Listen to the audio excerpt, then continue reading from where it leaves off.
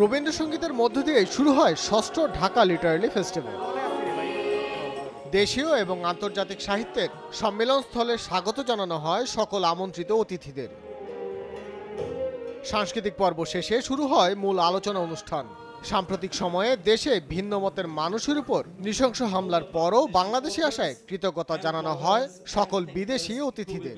The crisis we are facing now and what are the historic roots of it?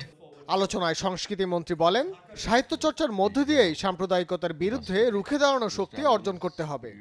আর এমন আয়োজনের মধ্য দিয়ে দেশীয় সাহিত্য বিশ্বের দরবারে স্থান করে নেবে বলে আশা প্রকাশ করেন অর্থমন্ত্রী। We are now looking into world literature, and this has also promoted the translation industry, although I must say that we had some very good translators in our language long ago. When fundamentalist views are posing a threat to human civilization, and people in Bangladesh have fallen prey to these extreme ideologies as well.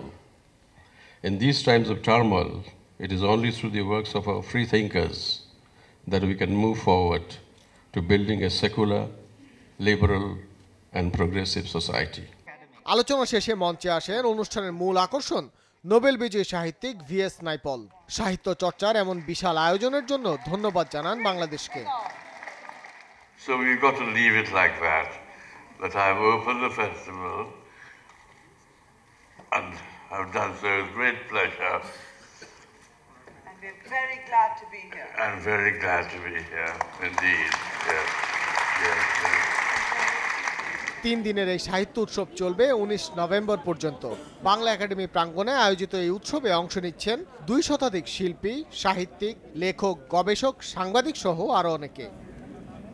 Bhaskar Bhaduri, Jamuna news, Dhaka.